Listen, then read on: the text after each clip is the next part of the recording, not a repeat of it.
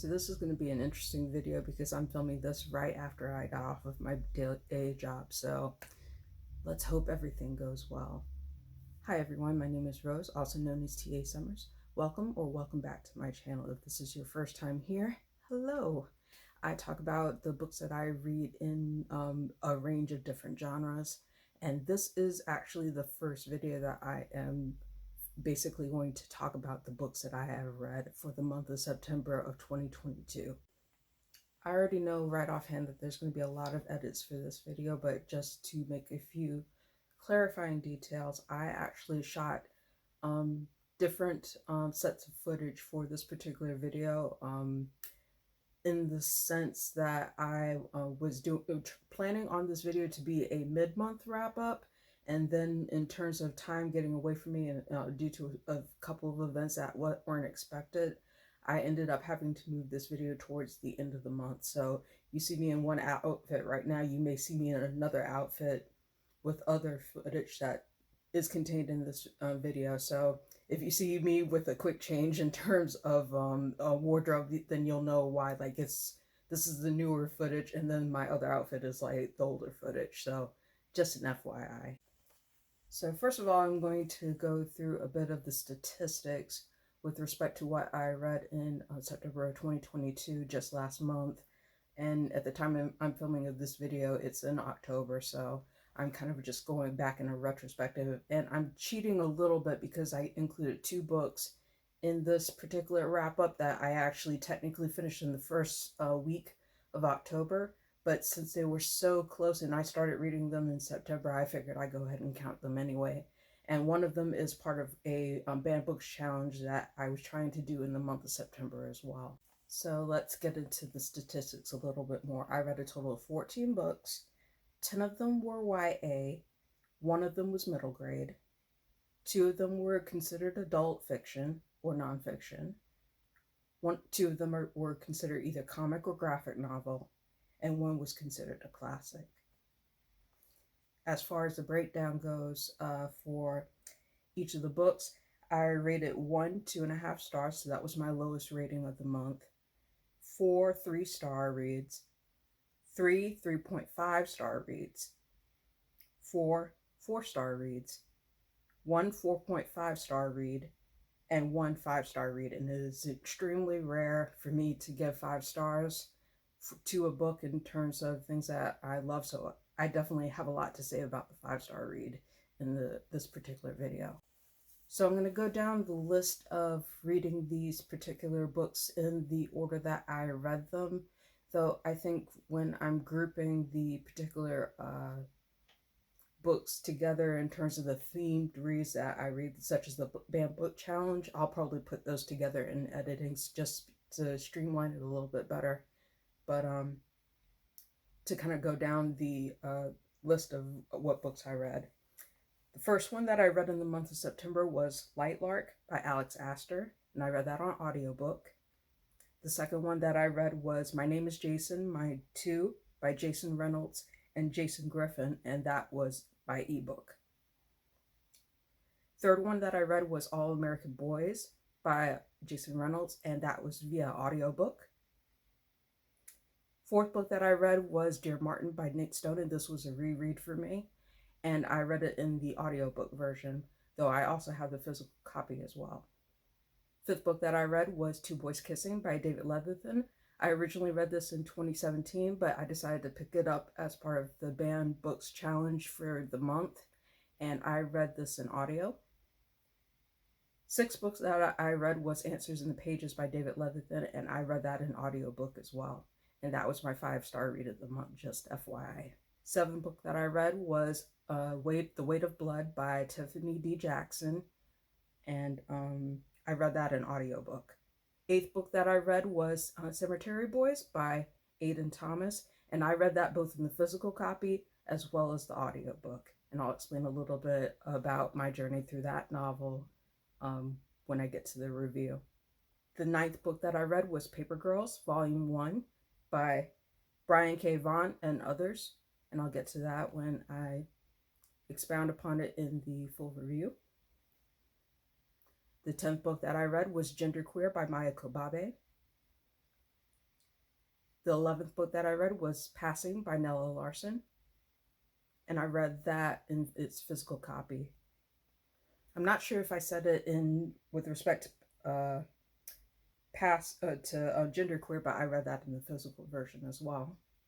The 12th book that I read was Summoning Up Love by Cynthia Williams. I read that as a physical copy. 13th book that I read for the month of September was Outer Darkness by Ashley Hope Perez, and I read that as an audiobook. And the last one that I read was The Counselors by Jessica Goodman, and I also read that in audiobook. I'm not sure if I said it, but I also read Paper Girls Volume 1 in the physical form. Just FYI, it's a comic, so just FYI.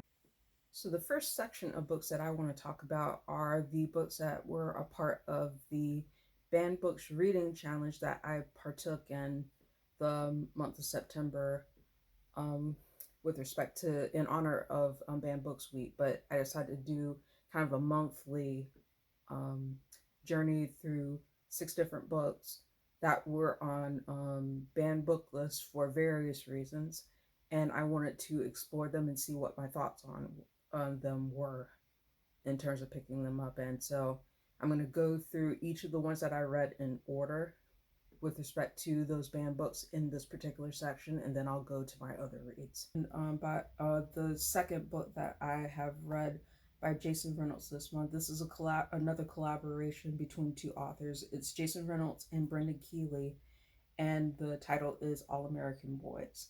And this has been on a number of banned books list. I believe it's the 3rd most challenged book of I'm not sure if it's 2022 or 2021, but overall, I knew that I wanted to pick this up because in honor of Banned Books Month, I want to read a number of different YA titles that have been either challenged or banned. And you'll see in terms of what it has been cited in terms of the challenges for it, it says that it has been banned and challenged for profanity, drug use, alcoholism, and because it was thought to promote anti-police views, contain divisive topics, and be too much of a sensitive matter right now. And that I quoted from the National Library of the American Library Association. So just FYI. I felt that this was a very powerful book for the story it chose to tell. It showcases 2 teens, a black teen named Rashad and a white teen named Quinn, and traces between the narrative of an event that happens between the 2 boys' vantage points of view. Rashad was in a store picking up a bag of chips and wanted to go to a party like one Friday night, and a series of events happened in which everything was misinterpreted, and an officer on duty witnesses Rashad, drags him outside, and then begins to beat him mercilessly to the point where he's injured and has to go to the hospital.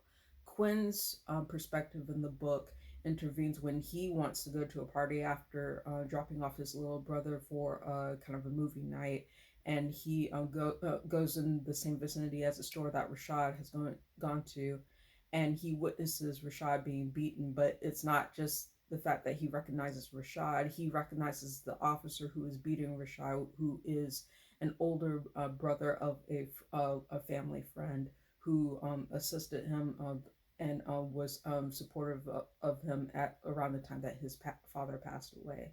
So it's these dual perspectives highlighting this around this one event and how it tears apart the community as time moves on and as different perspectives over the event transpire. Rashad, with respect to his particular point of view, he's in the hospital grappling with not only the media attention and also the falsehoods that are being spread about him and the event itself and everything else. He has to cope with physically recovering and reliving the trauma of that event and having to come to terms with it.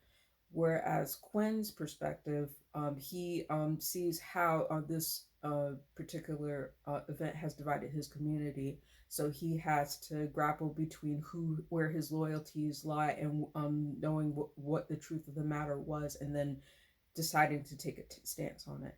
I thought this was a phenomenal book.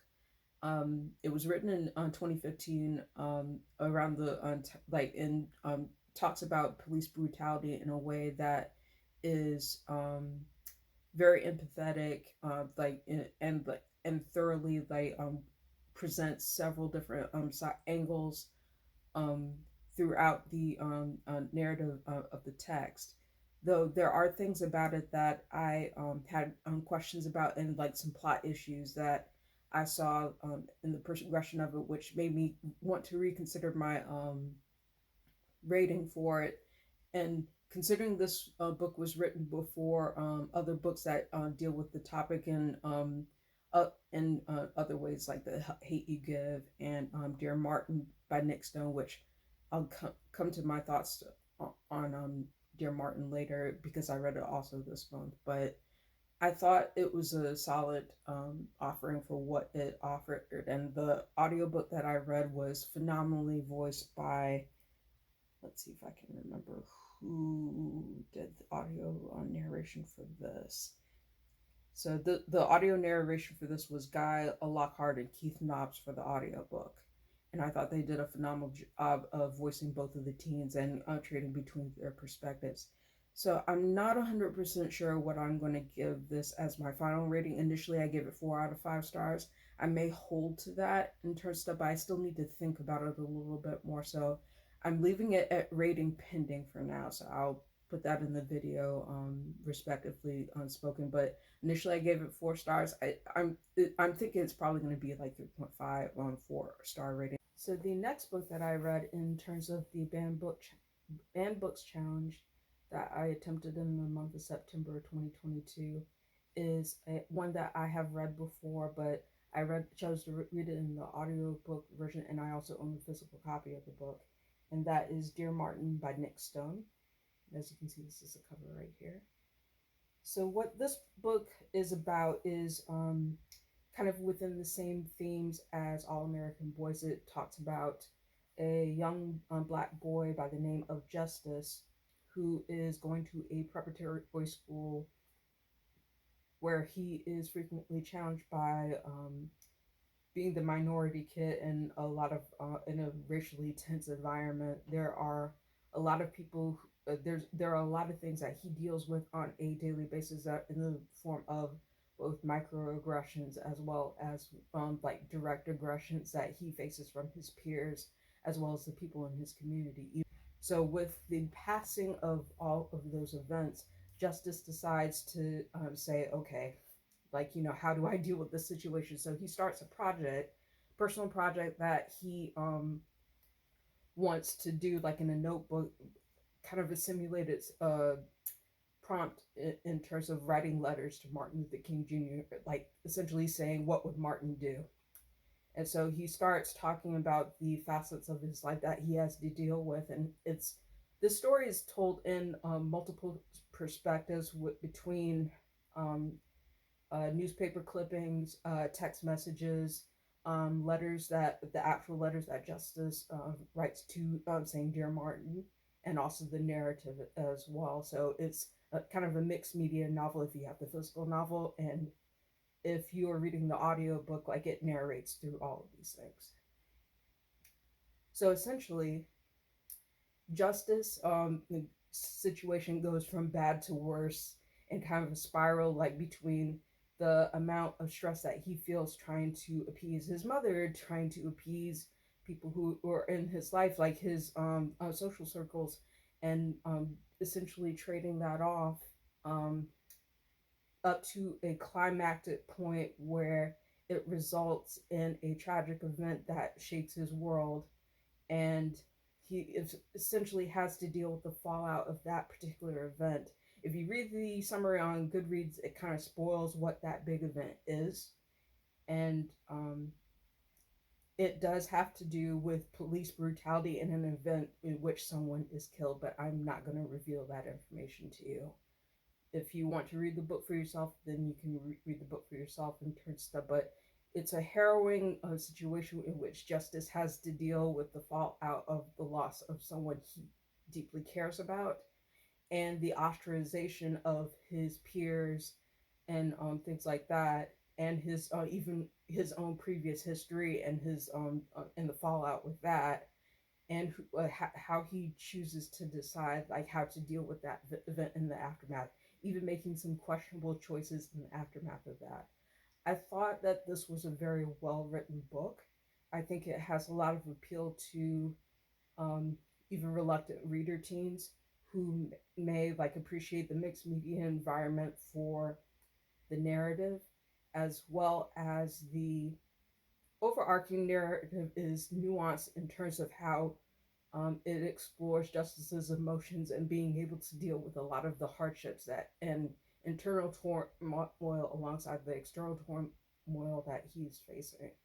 And I would give this book 4 out of 5 stars.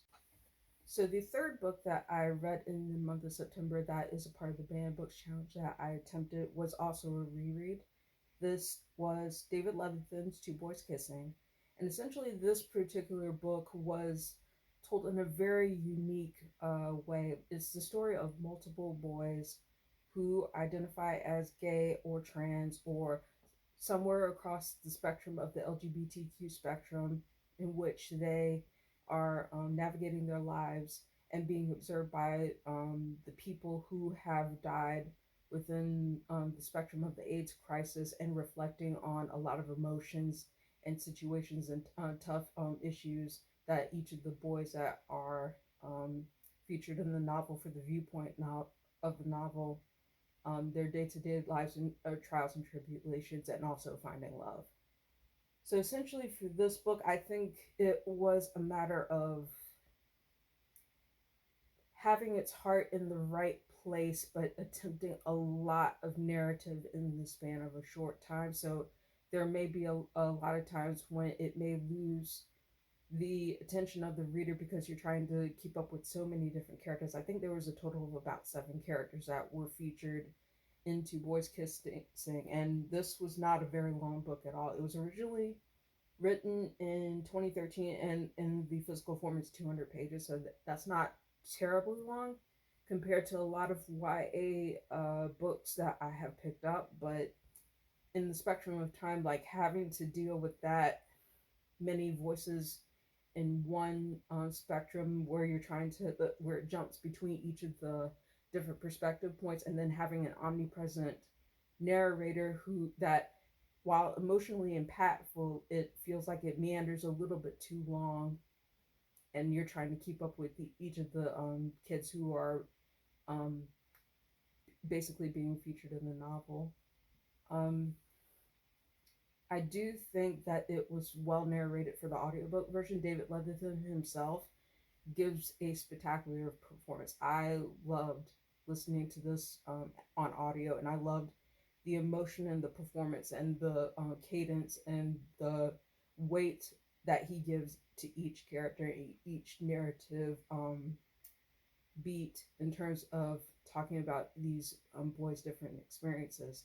It kind of coalesces into, yeah, it's basically like surrounding like the events of like based on one particular piece that actually happened, and it actually trails between Craig and Harry are the couple that are on the dance floor trying to break the Guinness World Record, and then it also focuses on Tariq, Neil, Peter, Avery, Ryan, and Cooper. And I believe that was 1, 2, 3, 4, 5, 6, 7, 8 characters.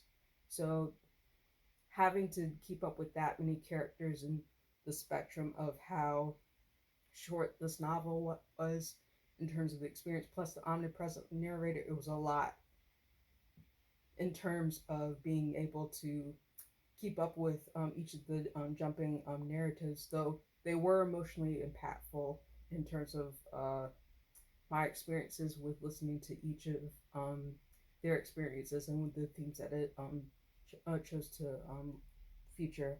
So some of the difficult subjects in this were bullying, bullying, suicide, death, coming to terms with gender identity, intimacy, and bigotry, to name several of these. So, like, it talks about all of these different tough subjects in the lives of these boys and presents them in a way that's emotionally impactful, but it may be difficult for reluctant readers, especially, to be able to keep up with all of the events. But the emotions and the heart behind it are very real and very intense, and ones that I could appreciate in terms of picking up this novel. So I mentioned that I picked this up originally in 2017.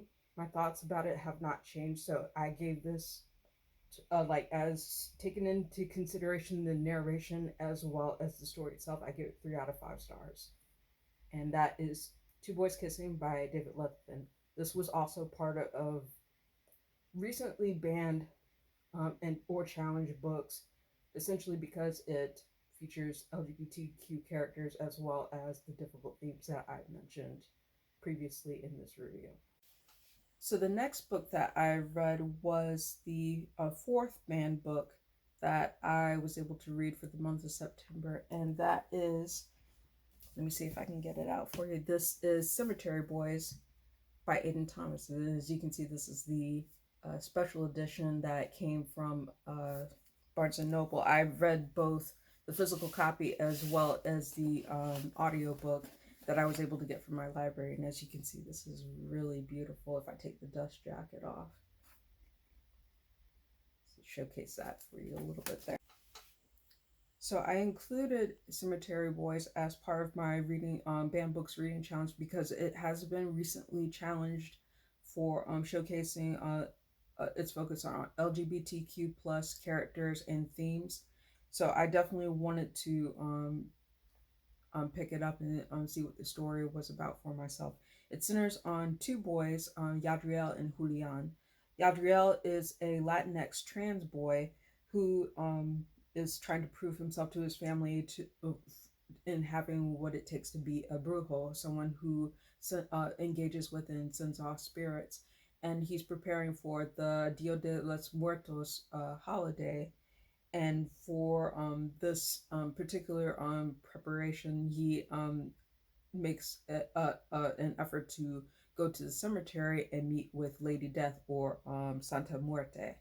So in terms of actually going to the cemetery to be able to do the ritual that's required to become a brujo, he goes alongside his cousin and best friend Maritza, and in performing the ritual and being able to do that, he summons a spirit named Julian, which he doesn't know Julian, and Julian doesn't even know he's dead. So he's kind of confused in terms of saying, like, like, well, it's like, where am I? Like, it's like, am I dead? And like he sees Yadriel with his necklace and doesn't know what to do. And Yadriel is like, oh my god, I don't know what it's like I don't know what I did, and I don't know how I summoned the spirit. So it's basically kind of a mystery in terms of the boys trying to figure out why Julian was summoned, and navigating what happened to another one of Yadriel's loved ones, who goes missing around the same time that the ritual happens. So the two boys end up trying to figure out like events and meeting with people who were a part of Julian's life. And as time progresses on, and then they learn more things, Jacques finds it really hard to part with Julian, and the boys become closer as a result. So I thought this was a very strong narrative between both Julian and Yadriel in terms of their coming of age, and being able to interact and learn quite a bit about the culture and the background of Dia de los Muertos. And it deals with trans identity and issues of that nature very well in terms of the perspectives, and essentially Yadriel finding his place in asserting his identity, and being more comfortable with himself, as well as his relationships with other people in this novel. And I really enjoyed my time reading this particular novel. It's one of my favorites of the year, and I gave it overall a 4.5 out of 5 stars. The audiobook was narrated well, and the pacing of the novel, as well as the characters and the events and things like that, really engaged me, and I really enjoyed it. It's one of my favorites, and I'm glad that to have read it. essentially what the back of this deluxe edition has, on the back of it has, um, it deals with the journey of self identity, which includes the mortification and confusion of adolescent crushes, grappling on how to come out to family and society, bonding with friends over erotic gay fan fiction, and facing the trauma of pat smears. And so, this is the graphic novel that showcases Mayako Babe's experience. And since I said the name of the author, you can probably already tell this is Genderqueer by Mayako Babe. And I have the deluxe edition because I was able to pick this up at my local indie bookstore. And I remember distinctly, like, one of the challenges of being able to read this book is that it was banned from my system library. Like, not even to speak of like school libraries, this was banned from the public library in my area. So nobody could check it out. Even though it was shelved in the adult section, no one could check it out. And I have a lot of feelings about that.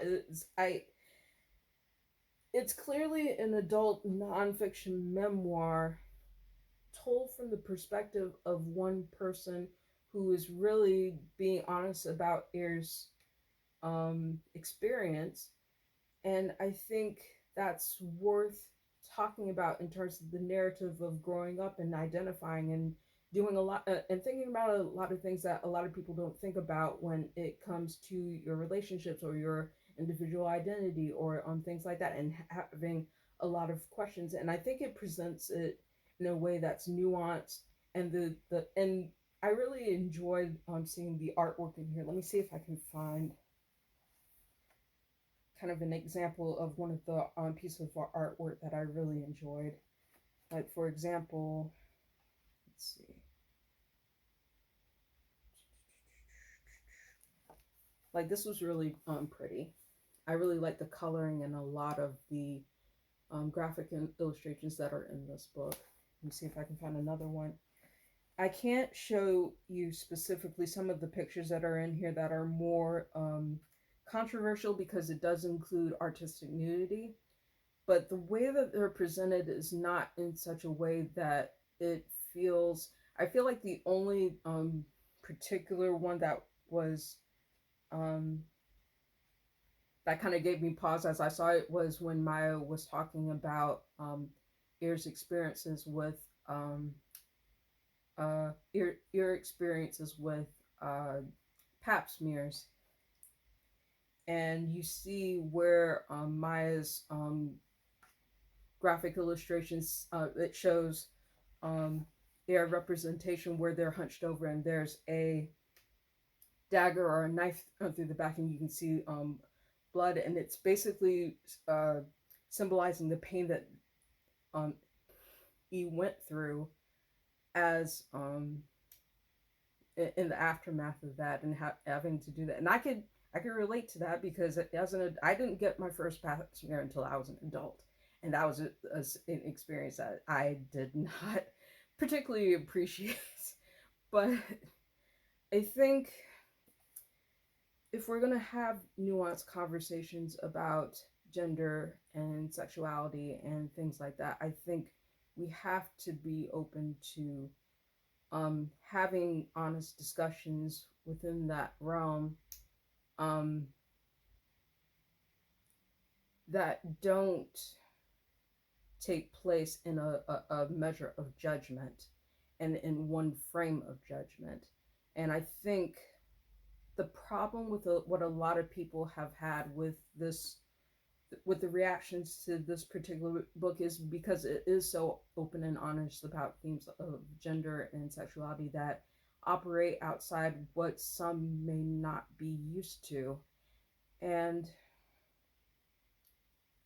I'm trying to say this in a way that doesn't, like, it's hard to not, when you have people who don't understand the identity that you have or the positions that you come from, and um, the process of trying to figure things out, because like, you look at different people's experiences and look at how their lives and the experiences that they have and the backgrounds that they come from and things like that. One of the things that I really appreciate about Maya's autobiography in this graphic novel is because it's so it's done in a way that not only makes uh, him relatable, but also in a way that poses these questions in a way that makes it understandable why um, Air's experiences are so confusing and scary, and even sometimes having to navigate that can be challenging. And I think that's worth having a conversation, especially if we have people who identify as non-binary, people who are trying to figure out themselves. Um, it's worth having that conversation to be able to see the differences in experiences that we have. And I hope that I, in this review, have kind of conveyed what I appreciated in the narrative without necessarily delving into a lot of the complex details and the ways that it was portrayed in genderqueer, um, to show that I appreciated Maya's expansion on Air's experiences. So I gave this book a total of 4 out of 5 stars.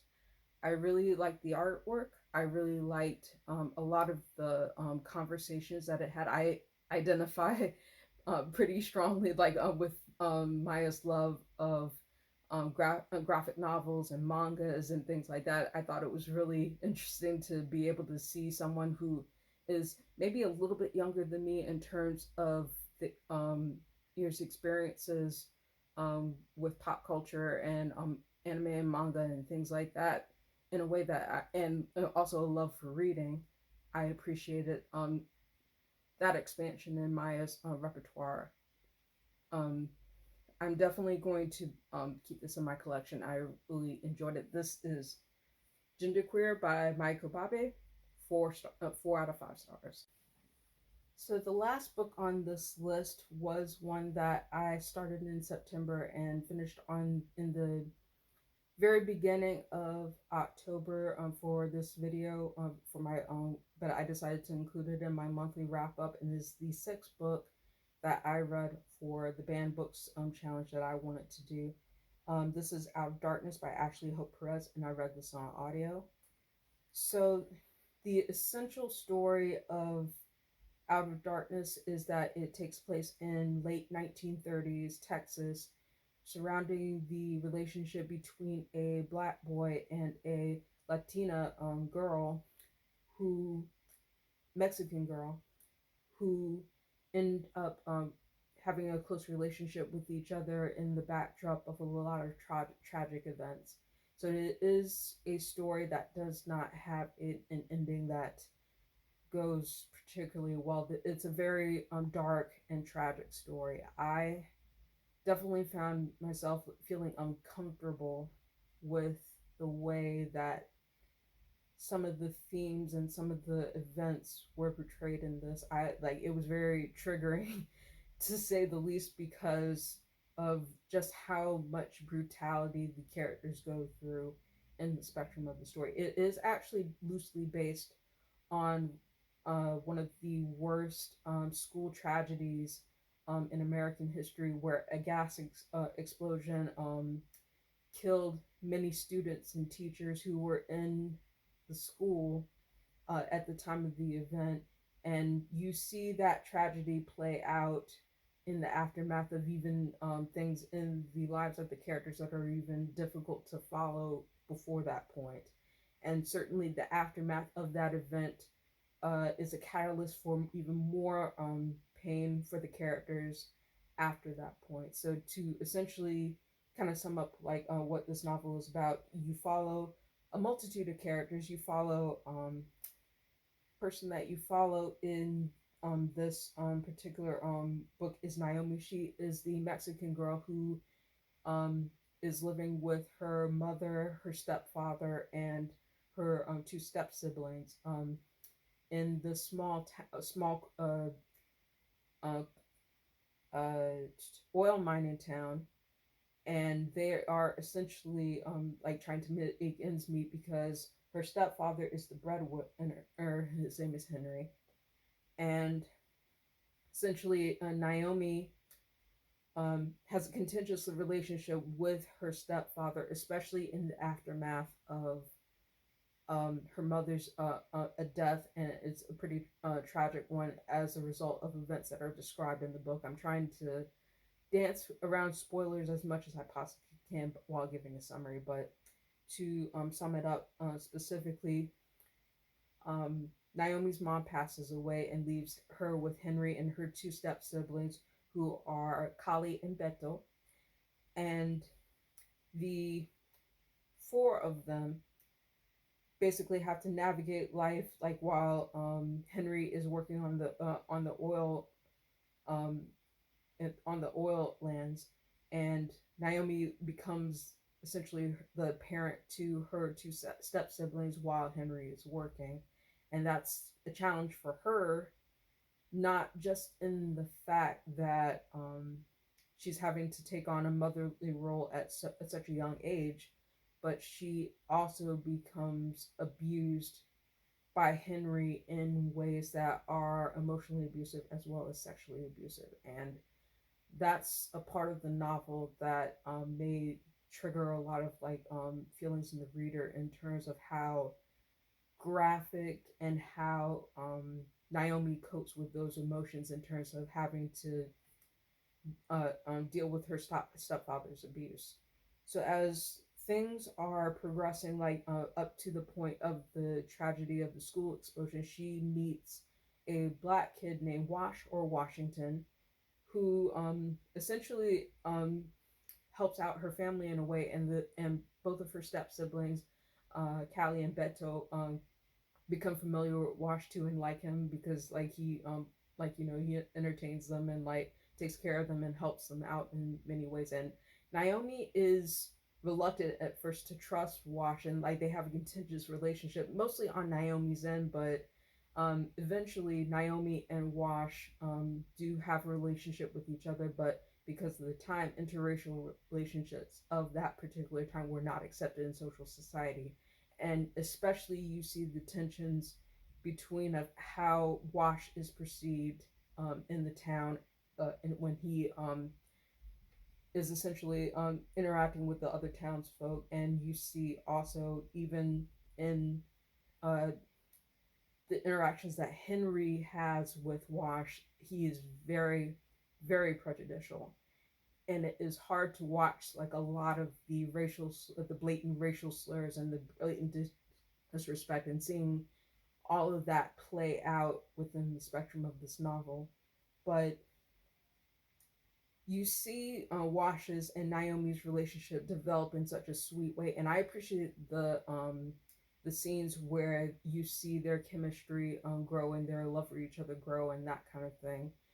Even if people also had problems with this particular narrative because of how honest it is with the sexuality aspects and intimacy, because they actually do have intimate scenes in here in terms of how they're described in detail. So there may be some people who find that uncomfortable, but for me, I found it more uncomfortable of some of the tragic events that happened in the spectrum of this novel, to where it was overt racism, it was overt violence, it was overt um encouragement of things like incest, because essentially people in the town were encouraging Naomi to marry her stepfather even though he was married to her mother, and that to me was very icky in terms of the way that that was portrayed, and I felt so bad for Naomi in terms of so many things that happened in this novel. And it ultimately comes to a climax when Naomi and Wash are in the aftermath of the gas explosion at the school. And there's a particular tragedy that happens. There's so many dead kids, and they have to recover the bodies and things like that. And I'm not going to get into specifics of details because not only is it brutal, but it's also a spoiler for a major character death. But as the townspeople try to recover from that particular event, they look for people to blame, and essentially, while it is mentioned that the gas explosion is an accident in the framework of this fictional story, which is based on an actual event, but the events that transpire are not specifically attributed to any real person's living. Wash and his family are essentially targeted by the townsfolk as people to blame for the explosion, even though Wash had nothing to do with it. And ultimately, it results in a series of events where both Naomi and Wash get caught up in some very traumatizing and tragic events that I'm not going to spoil, that I'm not going to, like, if you want to read this novel on your own, I don't want to spoil it for you, but it's really heartbreaking to watch. And it's not that I cried over this particular narrative, it's just, it shook me so badly, like, after finishing it, that I'm like, was that necessarily in terms of the level of which it tries to strive for reality of it? It's clear in the spectrum of the story that attitudes of the time and prejudice was present for these particularly two marginalized characters, but the level of brutality and the cruelty that is done to them, to me, felt excessive, and it got to the point where even when you watch the narrative POV character who ends up being the survivor of all of these events, it still feels very harrowing. So I did not like the ending to this novel at all. It is very dark and it is very bleak. But would I say that that's cause for banning this novel? No, absolutely not. It's one that I think it's your mileage may vary in terms of how you perceive the events to it. It's a worthwhile story because if I had to say, like, in terms of the actual like the narrative details of this novel, it is very well done. It gives dimension and characterization to each of the characters that it chooses to portray, and also it does a very good job of getting you to follow these experiences, and it's technically well written, and also the audiobook narration was very well done. But I would say that it's a your mileage may vary in terms of watching how these events play out, and also um, the particular difficult issues that it chooses to showcase. Just to kind of recap in terms of what heavy themes this novel has, and I would strongly encourage anyone picking this up to take note of the trigger warnings. This has, let's see,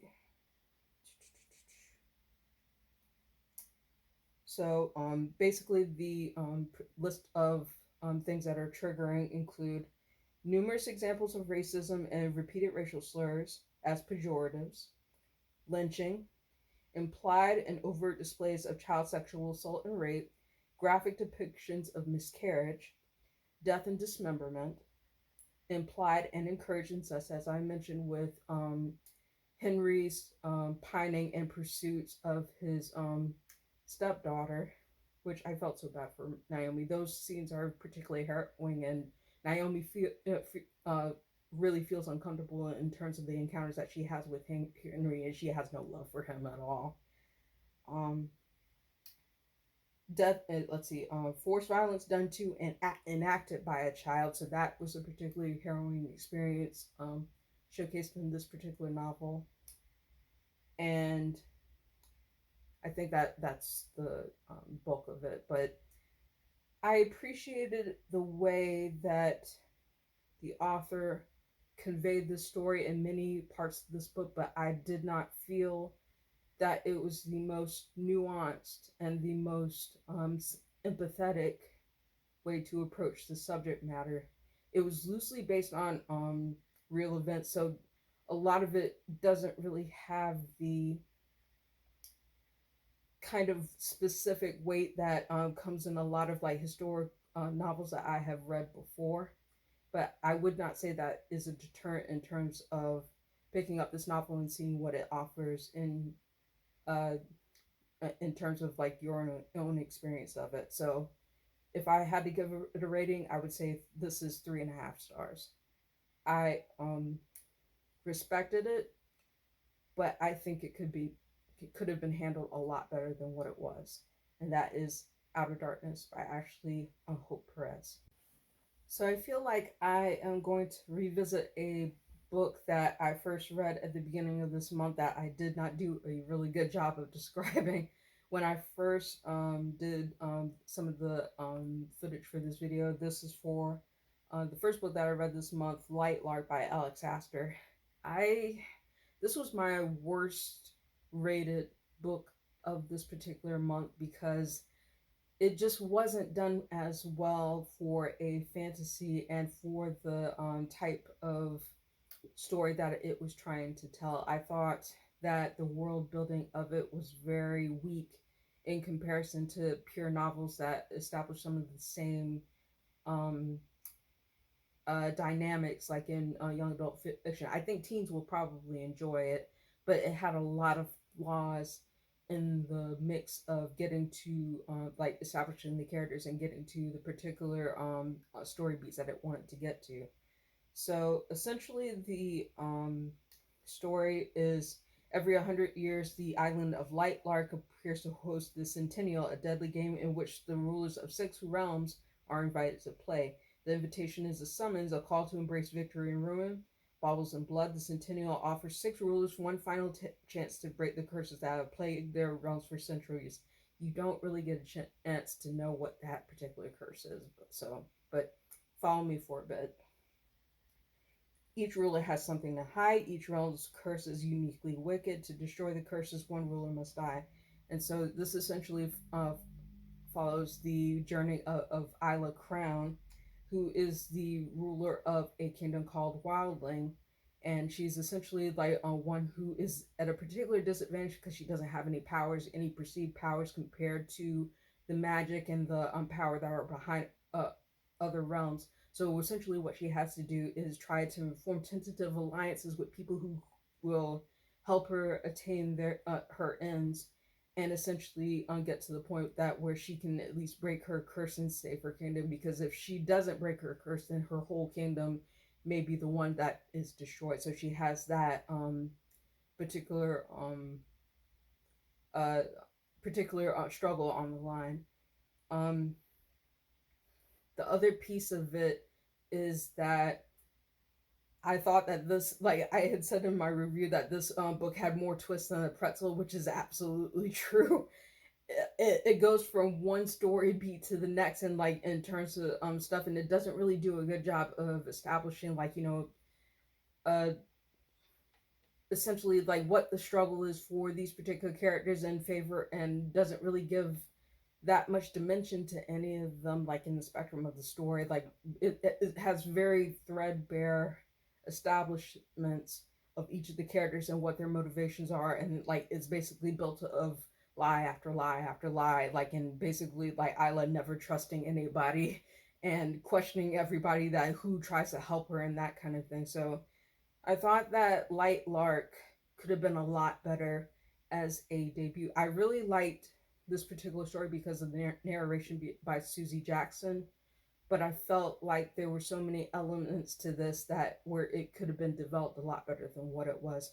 So I gave this 2.5 stars out of 5 stars, and I think it's your mileage may vary type of situation in terms of what you can take from this particular novel. I will probably pick up the sequel, but I'm not particularly enthused by it. I don't think it was the best YA fantasy that I have picked up. I thought it was underwhelming for what it chose to show. There were some aspects of it that I valued, but I didn't really think of it as that being that distinct or particularly memorable. So 2.5 stars to Lightlark by Alex Astor. Literally, the premise of my name is Jason, mine too, our story our way is our story our way, a poet, an artist, one black, one white, 2 voices, one journey. And it's apt in describing the experience that was this novel. I ended up picking this up from my library, so I read the digital edition, but the physical copy of this particular book is 96 pages. Very quick read, like something that you can read inside of 20-30 minutes. You can even take longer than that if you want to, and just take your time looking through the different poems and taking those in alongside the artwork. I thought it was very well done. I gave this a total of 3.5 out of 5 stars. So the next book that I read is another title by David Levithan, which is a very timely book to read for Banned Books Month, for the month of September. This is Answers in the Pages by David Levithan, and it's essentially a story. It's essentially three stories in one: a narrative in the present, another narrative in the past, and then a story within a story. So the main story focuses on Donovan, who is reading an assigned book for his English class, and brings the book home. And while he's watching TV and stuff like that, his mom comes in and sees the assigned book that's given by his English teacher, which is called The Adventurers. And she flips through the pages of the book, and then she finds something really that catches her alarm, and she ends up taking the book away from Donovan, and Donovan has no idea why his mom took the book away from him. And then you learn in the narrative that not only is his teacher does his teacher identify as gay, but there's an implied gay relationship in the fictional book called The Adventures, even though it's a little bit ambiguous in terms of the text itself. And so Donovan has to navigate the process of seeing this controversy play out at his local school with the book being challenged, while also hearing of how stressful it makes his teacher, and how stressful it makes some of his classmates in terms of their identities and things like that. And he has to grapple with whether, like, how to speak up to his mom, who's spearheading this effort, and doesn't really understand the perspective of what he takes in terms of like why he doesn't want her to ban the book, and how he likes the book and that kind of thing. um, that's one of the stories in this. The second story is kind of a tale of two boys in the past who form a relationship between each other when one transfers into the into school as a new kid, and the other one, let's see, like, it's written from the perspective of Gideon, who ends up falling for the transfer student, and the relationship that they have in between, and knowing his identity being a gay teenager. And essentially, without spoiling the narrative events, the narration of Gideon's perspective and experiences with the boy that he falls for, though they end up um, moving growing apart, it essentially ties into the current story with Donovan in a way that I'm not going to spoil for anyone who wants to read the book. The third aspect of this particular novel is snippets from the actual, quote, banned book that's featured in the narrative, The Adventures, and it showcases two boys who are going on all these different adventures, and has action sequences and things like that, which was really enjoyable to be able to see tangentially with the other narratives in the book. I would definitely read The Adventures if it was an actual book that existed, but it was interesting to see how that narrative played out within the unfolding stories in this novel. I thought it was a wonderful book. I thought it was wonderfully narrated by the audiobook cast. I did pick this up on Audible, and I bought it myself. And it is one of my favorite books for this so far this year. Like, it as a middle grade title, as a timely subject that addresses a lot of different issues that are going on right now in terms of book bannings and schools, and dealing with um, LGBTQ on topics in a way that's sensitive and emotional, and really empathetic and really sweet to read through. So I gave this book 5 out of 5 stars. It's one of my favorites, and I'm glad that I was able to pick it up. So the next book that I picked up after that is another popular title that was recently released, It is The Weight of Blood by Tiffany D. Jackson, and this is a young adult retelling of Stephen King's Carrie, which is told from the perspective of a biracial girl named Maddie Washington, who is considered the social outcast in her school, and she has essentially been passing as white because she's biracial. Her mother's black and her father's white, and she attends a school in a small town, and essentially has been passing off of her identity. But one day, as she's jogging in gym class, she jogs outside and gets her hair wet, and essentially her hair turns into a big afro, and she's mocked and teased, and many of the students give her a hard time in the classroom. And essentially what happens in terms of the transpiring of events like that happened in the classroom that day when she's being mocked and teased and having pencils thrown in her hair and things like that sets off a chain of events that showcase like the spiral that happens within the novel. And it's an interesting experience in terms it's a showcase of the present events that happen within the year 2014 for Maddie and her classmates and things like that, leading up to the prom night where everything seems to hit the fan and tragic events occur. But it's also supplemented with a podcast called Maddie Did It, in which they explore the tragic events that led up to that particular event through the use of interviews, reflections, and recounting things that happened that day. I actually thought that The Weight of Blood was a very strong audiobook and a strong retelling in its own measure of dealing with racial themes, segregated proms, multicultural things, um, colorism, racism, um, internal and external microaggressions and things like that. But I really can see I really feel that this should have had trigger warnings before the novel, because it really goes into a lot of those difficult subjects, and in a way that I wasn't always prepared for, being a woman of color myself, being a black woman. I felt that some of these topics were really triggering in terms of what Maddie goes through, in terms of the narration that she tells herself or the other characters, in terms of navigating some of the racist and sexist and like triggering claims that are in this book. I thought it was well narrated by its all-star cast of characters.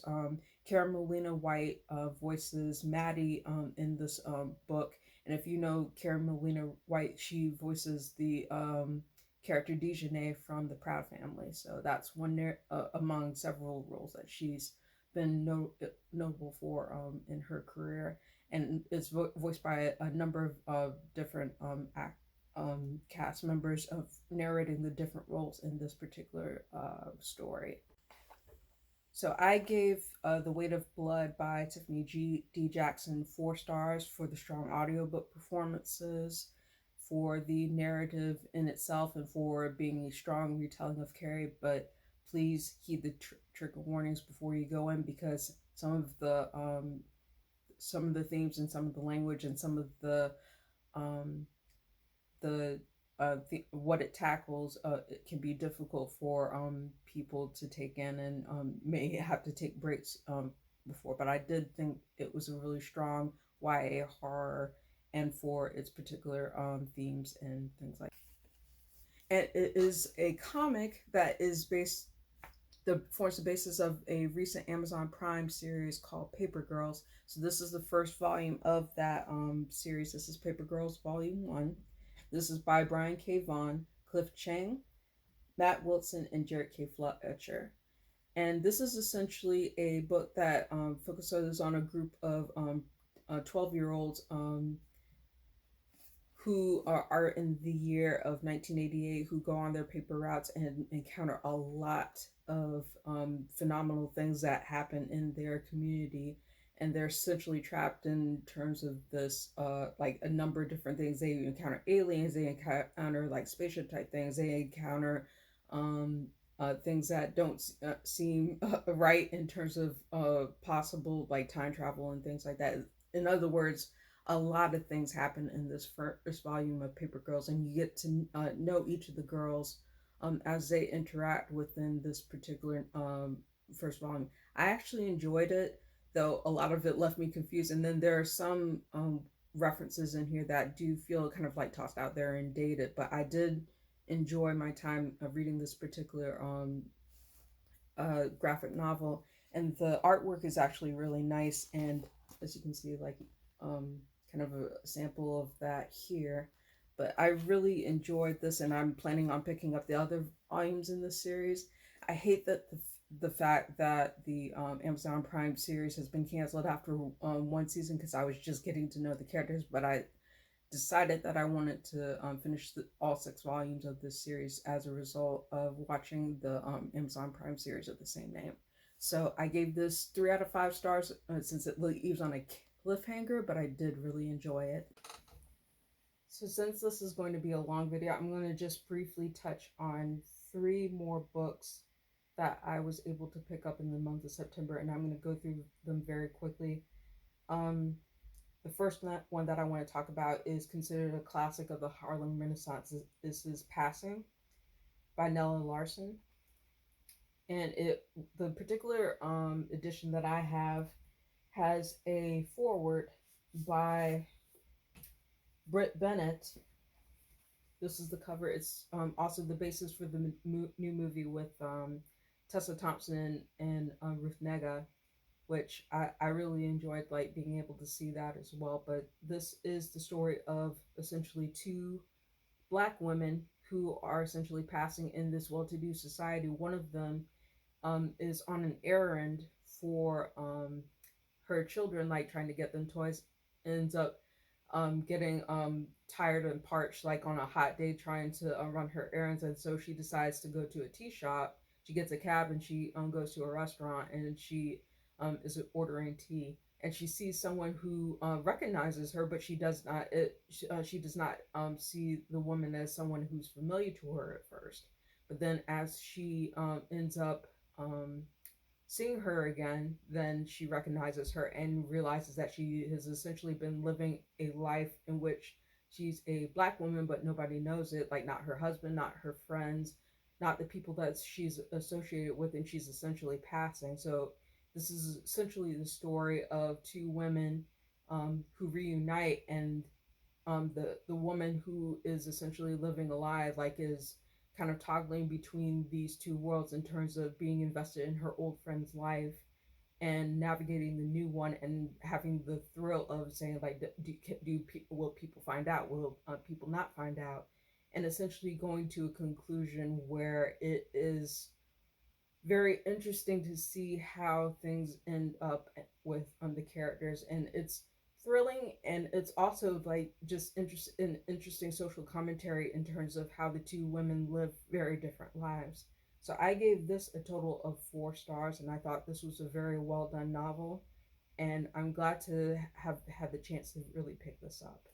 So the next book that I'm going to feature is essentially one that I'm going to go into more detail on my channel, so I'm not going to spend a lot of time on it. This is Summing Up Love by Cynthia Williams. And as you can see, this is a Harley Quinn special edition.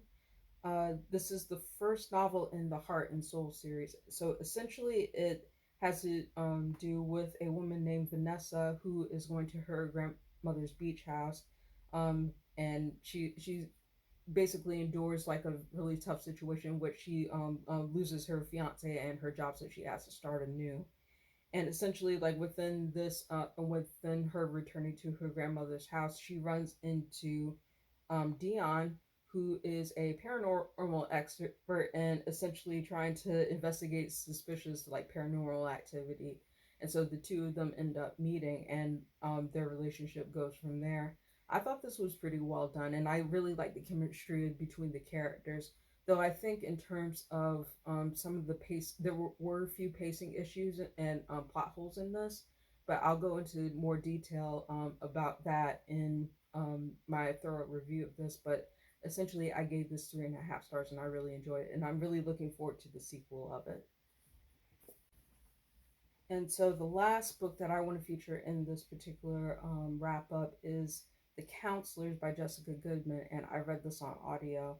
So essentially, this is um, a summer story in which a girl named Goldie is like basically spending her last summer at camp as a camp counselor before her first year of college, and going off to college, and she essentially reunites with two of her best friends to reunite for the camp for one last time. So like it's their counseling job is essentially like a retreat for them to be able to get away from like all the things that are bothering them in this world and connect with each other and basically build strong bonds. They're friends, but in the aftermath of events, since Goldie is a local person who is essentially like in the surrounding area during the time of before they convene for camp, a specific tragic incident happens,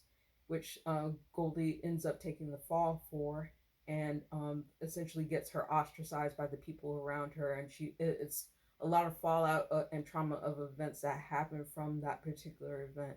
So Goldie hopes that she can retreat into the summer camp and have one last gasp, like even while she's holding on to a lot of secrets and a lot of trauma.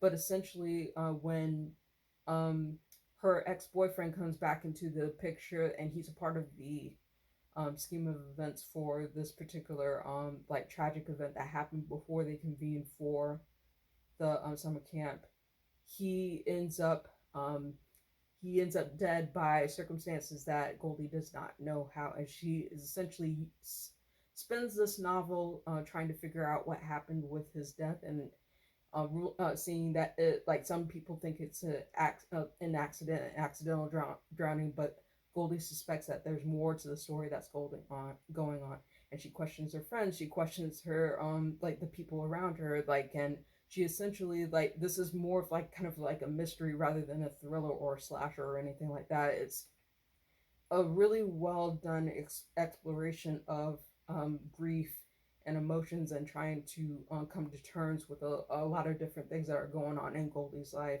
I thought it was very well done, but I thought since this kind of jumps around like a bit in terms of the before and the after, it tends to lengthen out the process that you follow Goldie through in terms of her grief between the before, like in terms before her ex boyfriend's death, and then the aftermath in terms of the present day, where she's trying to figure out the pieces of what led to her ex boyfriend's death. I thought that it was well done for exploring the teens' feelings for each other and also the friendship that's established in this novel. But I think that the ending, while it does tie up events, it doesn't feel quite as satisfying as what I thought it would be for the mystery that was established. So I enjoyed it, but I still think that it could have been done a little bit better. So I gave this 3 out of 5 stars, and that is The Counselors by Jessica Goodman. And we are done with this particular video. I know it was a long process in terms of being able to put this together and having all the footage and moving into it from a mid-month wrap up to a final month wrap up. So I've wanted to talk about this, like all the reads that I had in September for the longest time, and I'm particularly apologetic for it going up as late as it is, but I'm glad to have been able to share all of this with you. Thank you so much for watching. If you like this video, please give it a thumbs up and subscribe and hit the notification bell to see more videos and content from me if you like this particular content. And if you have any comments or questions or even things that you want to talk about in terms of the books that you've been able to read this month and you enjoyed or didn't enjoy, I would love to hear it. Thank you again. I hope you have a wonderful day, and I'll see you next video.